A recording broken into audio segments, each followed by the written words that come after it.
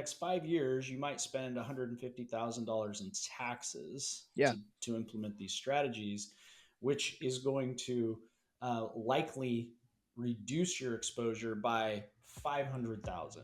Right. Right? I mean, Yeah. it's a no brainer once you look at it that way. You're listening to Advised with Rick Lucchini. Taxes in retirement's actually quickly becoming one of my favorite topics. There's just a lot of places we can go. Last week, we just went deep down the rabbit hole of the retirement tax bomb, as we call it, for RMDs and some planning around that. Today, we're going to look at a high-level overview of the full scope of taxes in retirement and specifically some things you can do ahead of time to start planning for it. Our guest today, John Ensley, is a financial advisor in the Washington State area. John, why don't you just kind of open us up? How do I start planning for taxes in retirement before I even get there? Yeah, it's a great way to start, Rick. So I think what I see a lot in my practice is a lot of folks just don't think about it until they're at the doorstep, right? Hey, I want to retire next year or in 6 months, or in some cases, I retired last year, and now they're thinking about, well, what do I do about taxes? Yep. And so what I always encourage, especially my younger clients, is you want to think about taxes as a lifetime endeavor. Right? What is my lifetime exposure to tax? So it's not just how do I save money this year on taxes or next year or once I retire. It's, what strategically can I do throughout my life, Yeah. wherever I'm at, to reduce my exposure to taxation? Yeah. And I think that's something that I see a lot as well. And I believe it's because outside of some business owners and real estate investors, the average person goes to work, they pay their taxes, it's a done deal. And they don't think about how that is different in retirement. And when you get into retirement, assuming you have some things in the right places, there's more manipulation around how and when you're taxed, and it could make a big difference over your lifetime. absolutely. And the taxability of different financial tools, Yeah. right? That's something else that the average person just doesn't think about, right? You contribute to your 401k, you get your match, it builds up year after year after year after year. Yeah. And that's all great, but you don't think about the fact that there's a certain taxability is the term that I use to describe it. That 401k, that IRA, those qualified, quote unquote, qualified retirement plans have a certain taxability to them. Yeah. And there are other tools that have different taxability. And so I think diversification is a complex topic as well. And part of diversification is diversifying the taxability of the types of accounts that you're using to save in retirement. And that's another area that I think gets overlooked a lot. Yeah, that's a great point. So if you're listening to this, especially in your fifth, I mean, as early as you can, but if you're listening to this, you're probably in your 50s. Okay. And I think John brings up a really, really good point, and it sometimes can actually go even beyond the math where you're just told flat out, if you're in a high tax bracket today, do this because you'll take it out in a low tax bracket tomorrow. First of all, that's not always the case because we don't know what the tax code is going to be in the future. We also don't know what your cash flow is going to be like. But the other thing that isn't built into that equation is, what if I don't spend all my dollars? What if I don't bounce my last check? How are these dollars taxed when it goes to my kids, my spouse, my estate, whatever it is? And so giving yourself flexibility, the other thing about that too, to your point about having diversification, is that calculation is always assuming that you're just going to send yourself a monthly check forever. It doesn't ever give you any flexibility to take big lump sums out, whether it's for leisure or medical expenses or anything. Yeah, absolutely. There's so many facets, I think, to retirement income planning, and taxes are a huge part of retirement income planning. But being able to plan for those lump sums needs to also be part of that equation. Yeah. And I'm so glad you brought up, how does this get taxed when you're gone, right? Yeah. We're all going to die, and we're all going to leave something, right? It's pretty unlikely we're going to plan it such that like you said, we bounce the last check, the week after we pass. We're going to pass something to the next generation. So when we talk about lifetime tax exposure, we also have to really also address multi-generational taxes, right? What's going to happen to my kids? A great example that came up here recently, the Secure Act was passed in 2019. It's been amended a couple times, but one of the things they did in the Secure Act is they eliminated what's called the stretch IRA. Yeah. And what that means is it used to be when someone passed and they transferred a qualified retirement plan. And when we say that, we're talking about 401ks, IRAs, things of that nature. And when they passed that to their heirs, their heirs had the option of spreading. Their heirs were required to take RMDs as well, but they had the option of spreading those RMDs over their life expectancy. So the IRS has a chart that says if you're this age, this is how long we think you're going to live, and you basically have to divide those assets over that many years.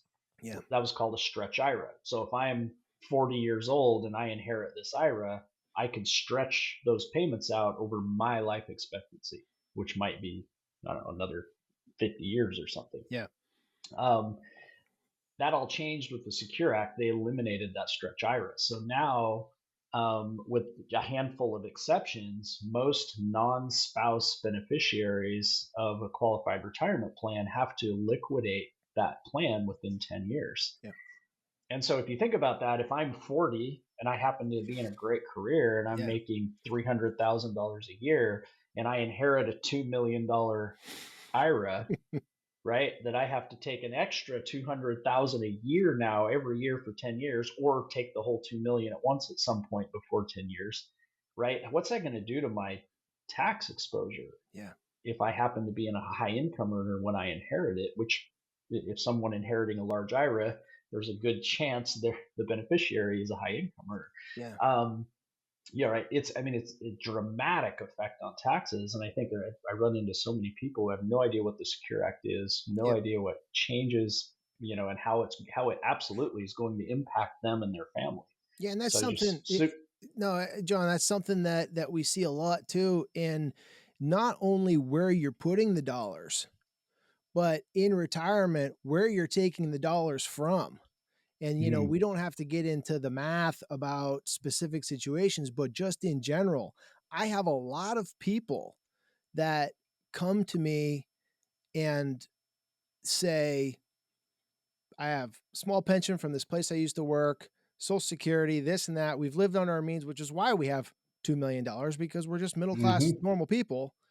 And in their mind, that 401k, that $1 million that they saved while they worked, that's like, we don't even need it. That's for safety. That's their peace of mind for the future. So they mentally like block that out and aren't going to take any dollars out of it.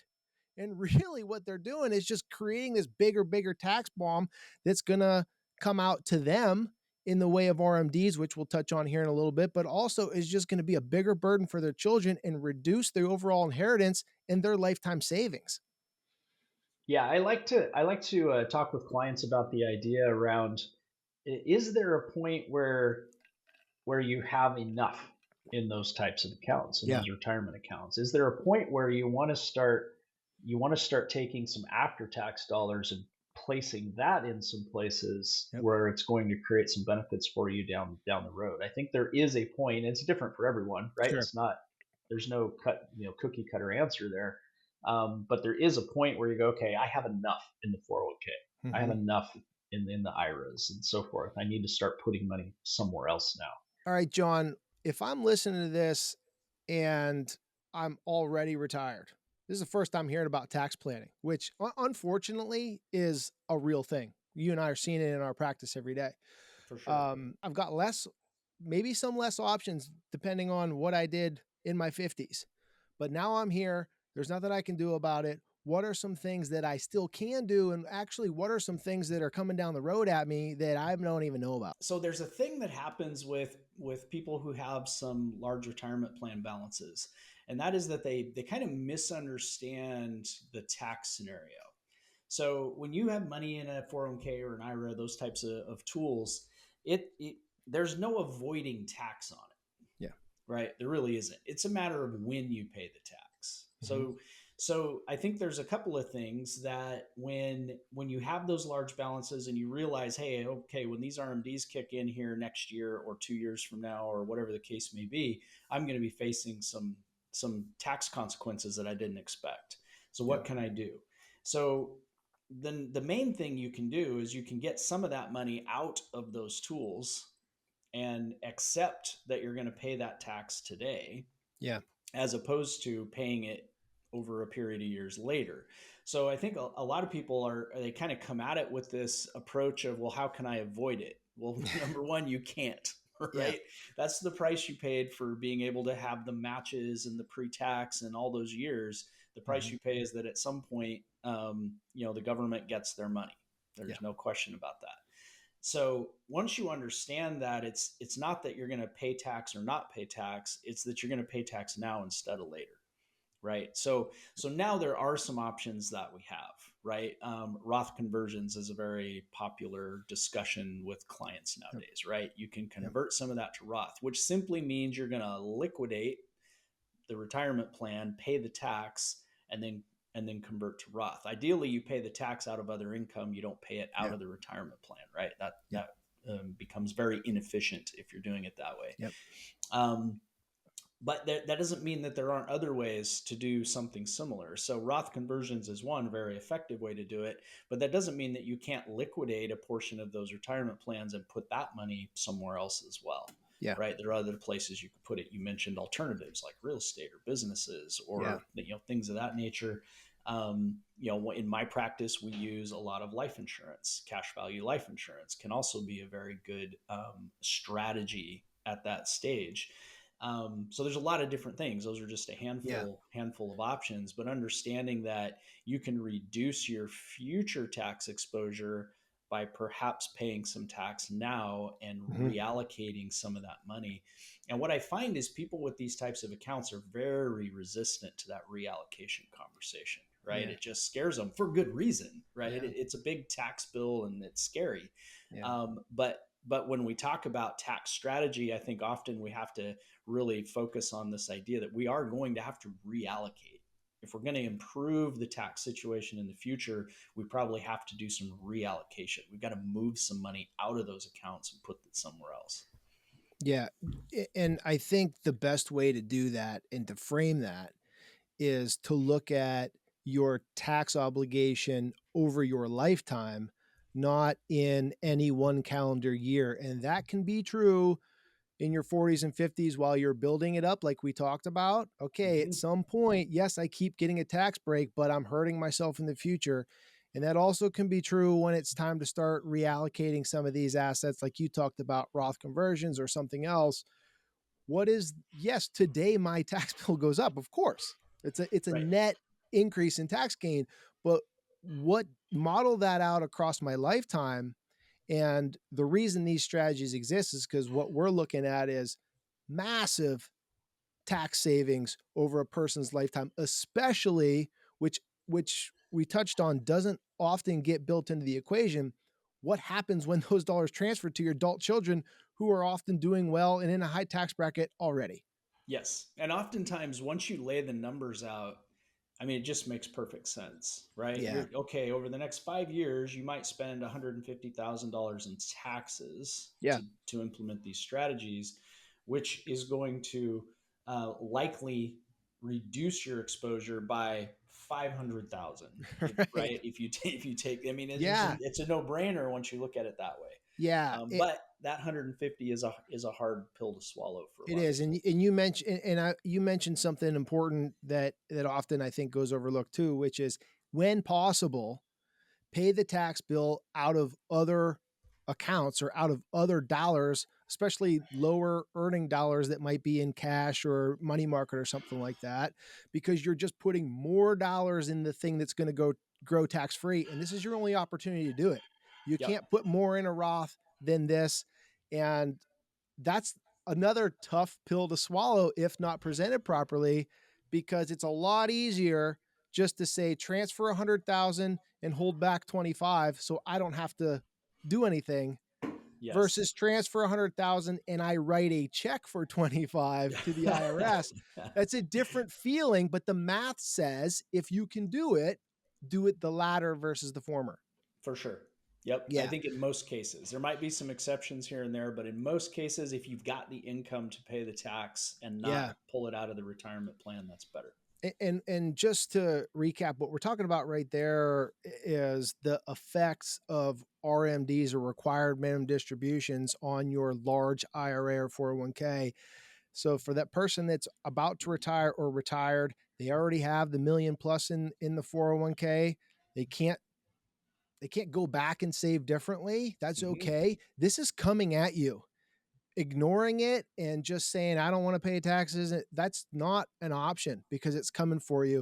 If you want to learn more about that, we just released an episode, should be out last week by the time you're listening to this, on the retirement tax bomb, which is all about the specifics of that and some strategies around it. Check it out.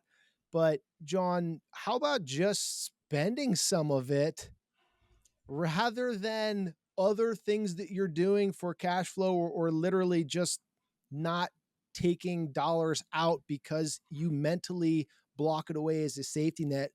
Think about how easy that could be when done right by just lowering the tax on each dollar that comes out rather than having to take a big lump sum out later. Yeah. Yeah, absolutely. This is the lifestyle, right? That's a Yeah. topic that's near and dear to my heart. And a lot of our clients get into a position where they have large amounts in retirement accounts because they've been frugal and they Yeah. save and they don't splurge, right? They don't do Yeah. some of these things over a 40-year career. And so it's a very hard transition. This is part of the conversation of transitioning from accumulation to distribution, to use financial planner lingo, right? Yeah. Distribution, we're starting to take income out of these plans, but we spend most of our lives in accumulation where we're building up money in these plans. And it's a mental shift as much as it is a financial shift to go, okay, now I am retired or about to retire. What kind of life do I want to live in retirement? Right? What do I want to do? And I think it's hard for people after they've been saving for all these decades to shift to, okay, now I'm going to spend some of this. Yeah.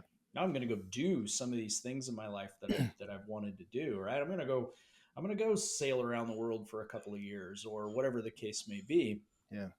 So I love the conversation with lifestyle. I always say to people all the time, right? Don't just build a retirement plan, design a life. Yeah. Design a life, right? That's what the point of all this is. And give yourself a permission slip now to go, like you said, go spend some of that money. Yeah. I love Go that. do something you love to do with it.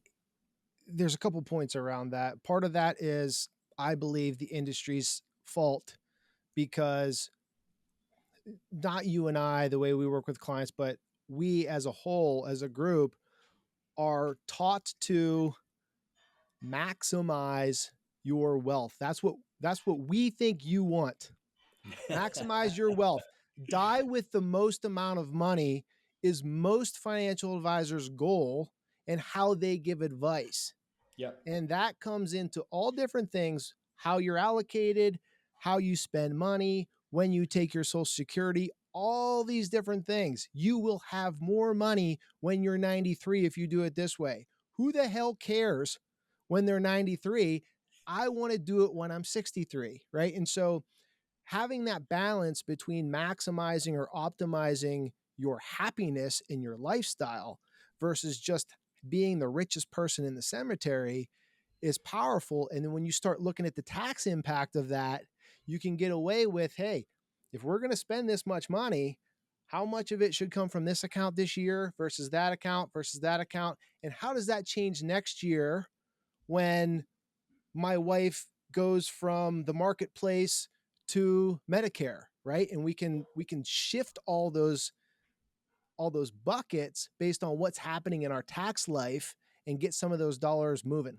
And that goes back to our conversation about diversifying the types of accounts you have, Sure. right? We can make those shifts as long as we have the buckets available, right? Yeah. If we've only got one bucket, well, you can't really shift, right? That's right. So what other considerations are there around taxation before and after retirement that just maybe people are missing or just aren't thinking about that the listener can take away from this and really look at themselves and say, can I start implementing something like this today? Yeah, I think another area that I run into a lot of folks that just haven't thought about or don't understand is how it affects Social Security taxation, Yeah. right? And so that's a big transition as you go into distribution as well. Is how is my Social Security going to be taxed? And a lot of factors play into that in terms of when you take it and your other income from other sources and all sorts of things. I hear you saying the same thing that I say all the time. We can't stress enough that you really have to think about this stuff a minimum of 10 years before you Yeah. think you're going to retire, in order to make the moves you would need to make to protect yourself. Yeah, and I touched on it just briefly there. We won't go into the details of how it works, but it does affect everything. It affects your Social Security, how you're taxed Yeah. in Social Security, affects your health insurance, pre and post Medicare, depending on Mm-hmm. the amounts. Because we didn't get into the finite details, but you start doing too. Hey, these guys talked about Roth conversion. Sounds like a great idea. You start doing it, and all of a sudden your Medicare goes up, your spouse's Medicare. Like there's a whole bunch of things to look at that. It's not just black and white, do this strategy 100%. There's ways to pace it out. It needs to be looked at before retirement, after retirement, and one thing touches another. You need to prioritize what you're trying to accomplish first, and then I think have the taxes optimized after that versus the other way around. Would you agree with that, John? I would absolutely agree with that. And I think you touched on another really important topic there, kind of reading between the lines. And that is, a lot of people are very successful do it yourselfers Yeah. over their career, right? Because, you just contribute to the 401k, you get your match. If you're, somewhat prudent, it's going to grow. Yeah. And so they get to the distribution phase where now it's time for retirement income, or as they're approaching it, and they may not realize all the intricacies that you're talking about, Rick. And that's Yeah. where an advisor really, where the rubber meets the road. Yeah. Is as someone that can kind of help the client simplify and sort through the different dynamics and the different nuances that should be looked at, because it can be overwhelming for the layperson Yeah. when you start And I talking think about Social Security and Medicare and all of these RMDs. There's all these factors that yeah. are involved with retirement income as opposed to accumulation. And just really knowing what gets affected when you pull one lever, because that's something that gets missed. I've had a run of some business owners show up after retirement, and the first thing every single one of them did was sell the building they were running their business out of and all these other little things, and then they're coming in saying, why the hell's my Medicare so expensive, right? Right. Why did this happen here? Why did this touch this? Well, right. You don't know what you don't know until you start getting the bills, or until the taxes or the surcharges are already coming to you. So just to peek at them, not that you can avoid everything, but to know what's coming, or to plan for it a little bit and say, well, let's not pull this lever the whole way down this year. Let's do it halfway this year and halfway that year. Like things like that, little things like that can make a big difference. And when you multiply it across 20 or 30 years, it can make a big financial difference. For sure. For sure. Yeah. And I think most people are okay with what they expect, right? It's the Yeah, surprises we don't want. that's exactly Right. it. Give the listeners one thing to think about when they walk away from this. What should I do today, or what should I reflect on today to kind of start going down this path? This is the first time I've ever heard of it. Yeah. Go wherever you are. If you're in your 40s or 50s, or if you are on the doorstep of retirement, or if you retired last year, go get an analysis. Almost every advisor I know of out there offers some kind of analysis that is either very low cost or no cost. Yeah. And if nothing else, it will at least tell you where you are and what you might expect, and can give you some education, some intelligence on what you could or should do. Yeah. Okay.